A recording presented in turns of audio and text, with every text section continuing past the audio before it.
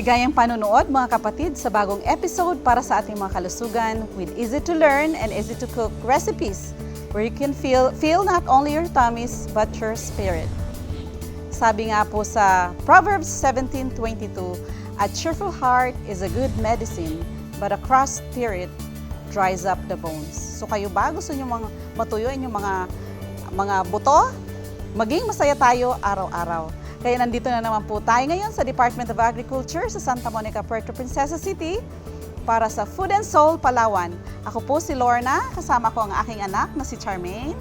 Magandang araw po sa inyong lahat at sana po ay meron po ulit tayong bago matutunang healthy recipe ngayong araw. So ngayon anak, magtuturo tayo ng very simple recipe and yet masarap ito at saka very nutritious. Ang Sige pangalan niyan ay Sigarilyas Salad. Alam nyo ba na ang sigarilyas minsan hindi nakilala ng mga bagong kabataan, mga bagong henerasyon? So ngayon magtuturo tayo ng Sigarilyas Salad. So ang unang gagawin lang natin nito, magpapakulo tayo ng tubig at saka iba-blanch natin siya. At ito mayroon po tayong white and red onions, sliced. Ganon din may bell pepper tayo. Meron din tayong slivered cashew. Meron din tayo ditong calamansi juice at saka asin. Ganun lang kasimple at pwede nating gawin na napakadali lang. So ngayon ang gagawin ko po, magpapakulo tayo ng tubig. Ayan, kumukulo na siya. Then ilalagay natin ang sigarilyas.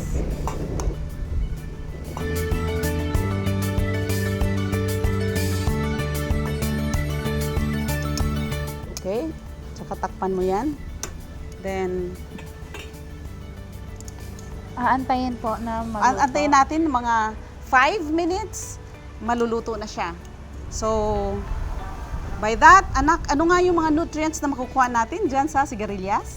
Yung sigarilyas, marami siyang nutrients, lalo na ang vitamins niya. Mataas siya sa vitamin A at vitamin C. Okay. So, maganda po siyang antioxidant para sa ating katawan. Meron din po siyang iron, pati folate. Di ba po? Tama po, folate. So, yung folate po, siya po yung lalo na yung tumutulong para sa mga mothers na pregnant para yung anak nila hindi magkaroon ng neural tube defect. So, malaking tulong po yung sigarilyas para po makaiwas tayo ng neural tube defect sa newborn para po sa mga pregnant mothers. Opo. Pati po high in protein siya. Yung protein content niya katulad ng protein content ng soybeans. So, halin tulad natin siya sa protein ng soybean. So, napaka-nutritious talaga ng sigarilyas. Kahit napaka-simple niya lang at nakakalimutan na ng ibang tao, lalo na yung mga young generations ngayon. Pero sana po ay tandaan natin na itong gulay na to ay nutritious at mataas ang nutrient content. So, ngayon ko lang nalaman yun na maganda pala ang effect niya para sa mga nagbubuntis. Opo. Pati sa mga magiging bagong panganak. Okay. So, talagang dapat po isama nyo sa pamamalengke nyo yung sigarilyas at ito pala ay malaganda ang benepisyo sa ating mga katawan. So, ayan natin nga natin kung okay na siya. 5 minutes. Okay. Okay na siya. Patayin na po. Patayin na natin. Kukunin na natin at titingnan natin, titikman na natin kung anong lasa ng ating Sigarilyas Salad. So, i-drain lang po natin siya. Lagay lang natin sa mixing bowl.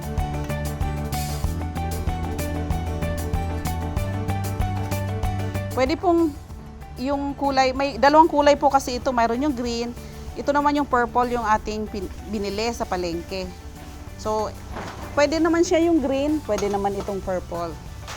So, same lang po. Yes. So, ang sunod niyan, hahaluin lang po natin yung asin at saka yung calamansi. Tapos ihalo na natin to. Kumuha na ng kutsara. Panghalo natin. At saka yung ating bell pepper. kayong slivered na cashew.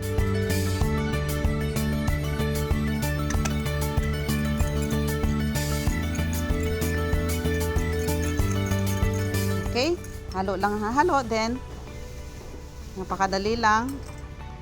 I-toast lang natin.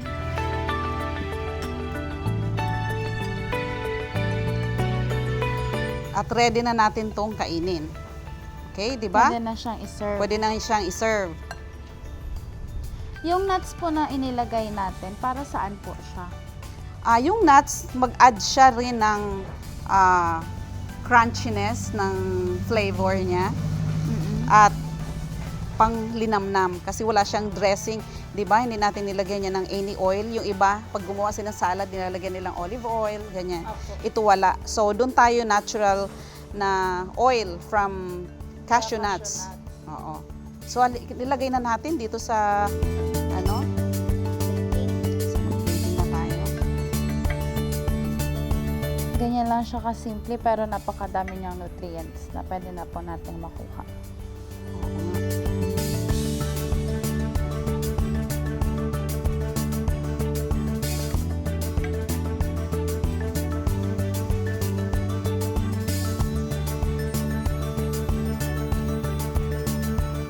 Alam mo ba, nakakadagdag ng ganda yung dalawang kulay na onions na nilagay natin.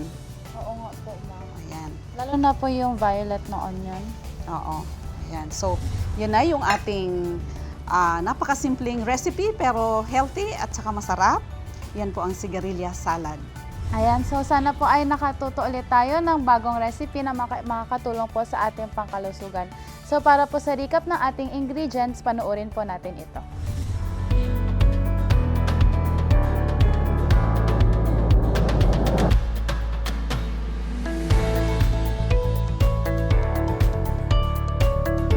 Ayan, so sana po ay nailista nyo ang mga ingredients para po sa ating sigarilyas na salad. So, ito po ay hindi lang po healthy but makakatulong din po lalo na po sa mga pregnant na mga mothers na meron tayo ngayon.